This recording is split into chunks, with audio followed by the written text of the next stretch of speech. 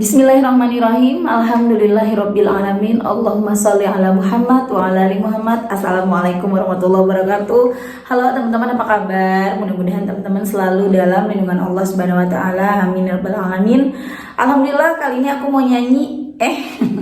Enggak, aku bukan mau nyanyi, tapi aku mau sharing testimoni salawat lagi ke teman-teman semuanya. Tapi sebelumnya jangan lupa yang belum subscribe, di subscribe dulu ya. Dan buat teman-teman yang punya testimoni sholawat, langsung aja kirimkan testimoni kamu ke sini. Yang punya Instagram, jangan lupa follow Instagram aku.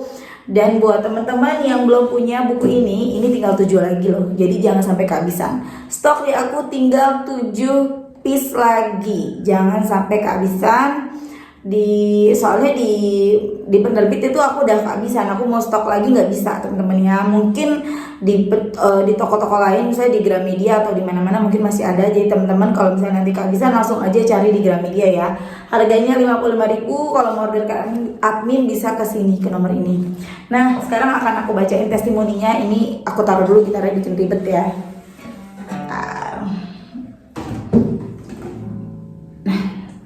Ini agaknya kurang mundur ya teman-teman ya. Pas lah ya. Oke. Ini kepala aku kepotong kayaknya teman-teman.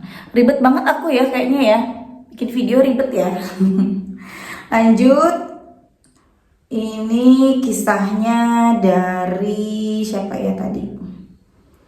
Ini dari Mbak W di Hong Kong. Langsung aja aku bacain. Assalamualaikum Mbak Mel. Waalaikumsalam. Mbak Mel, saya mau testi tentang sholawat Jibril Mbak Mel. Karena saking senangnya saya mendapat rezeki walau sedikit.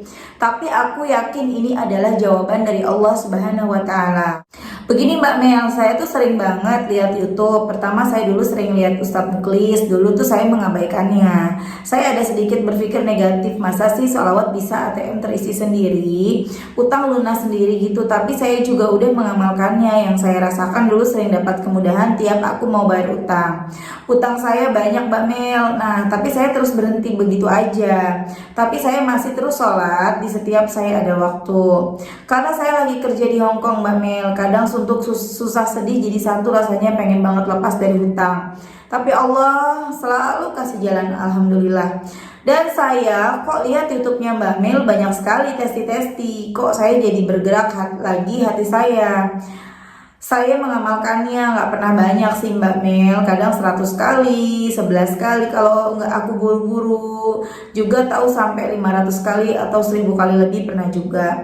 Nah kemarin tanggal 19 Februari tiba-tiba bankingku ada uang masuk dikit, nominalnya yang saya kira 49.500.000, ternyata 49.500.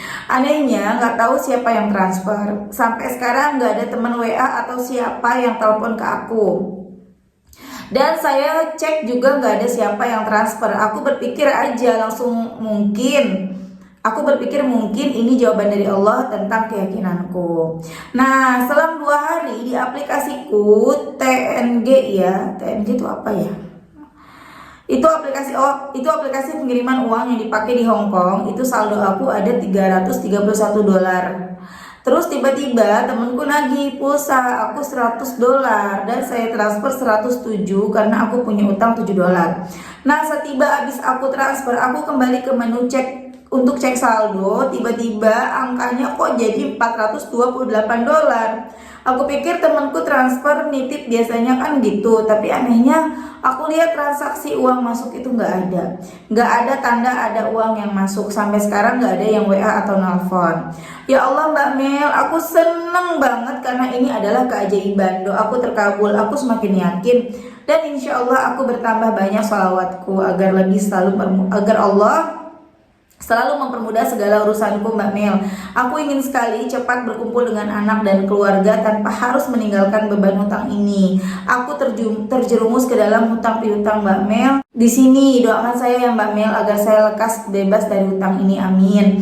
Mbak Mel semoga selalu lancar rezekinya. Terima kasih untuk videonya yang sangat bermanfaat banget. Sekian dari ceritaku Mbak Mel. Walau keajaiban yang aku rasakan sedikit, tapi aku bersyukur suatu saat Allah pasti akan memberikan aku yang lebih banyak dan kemudahan-kemudahan. Amin. Wassalamualaikum Mbak Mel dari aku W.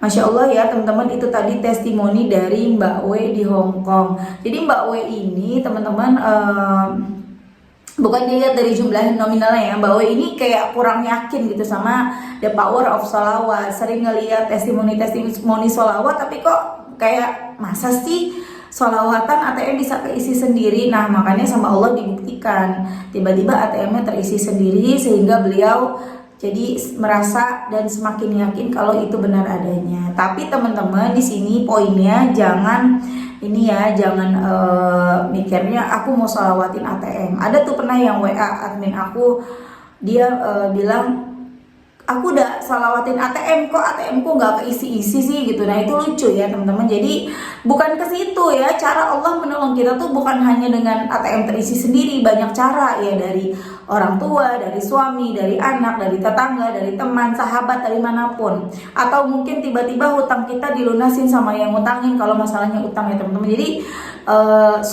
dengan kita bersolawat itu lebih mempercepat terkabulnya hajat, karena dengan kita bersolawat dosa-dosa kita kan diampuni nih teman-teman.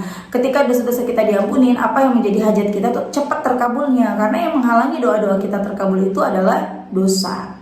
Makanya perbanyak sholawat, terus perbanyak sholawat supaya doa-doa kita segera dikabulin, dosa-dosa diampunin, doa-doa terkabul begitu.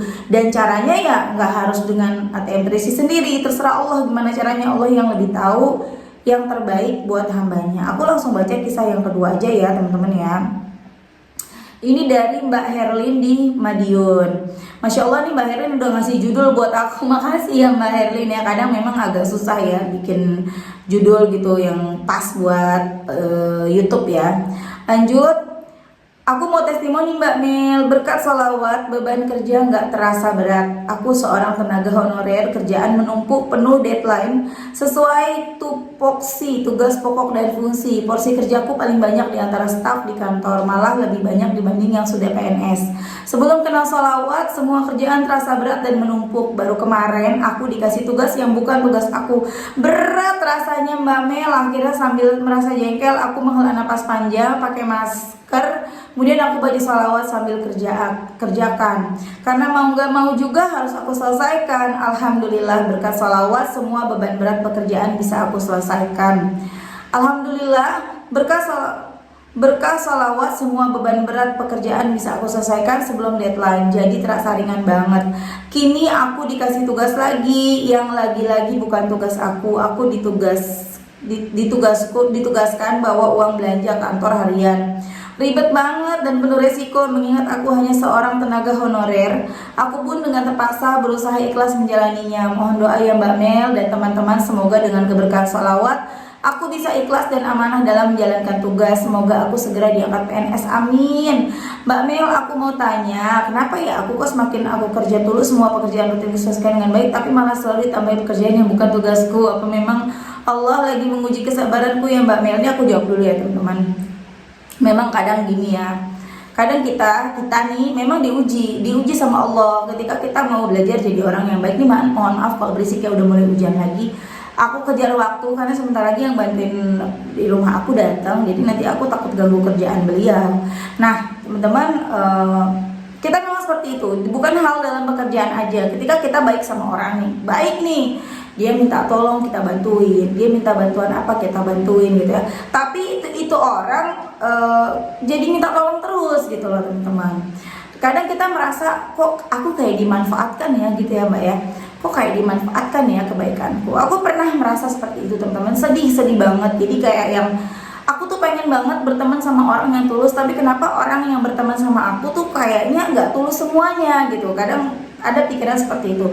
Ketika kita niatkan semua yang kita lakukan itu lillahi ta'ala, semua karena Allah, gak ada urusan lagi tuh sama siapa orang yang kita bantu. Misalnya nih, kita bantu tugas dia, kayak Mbak Herlin bantu tugas orang itu.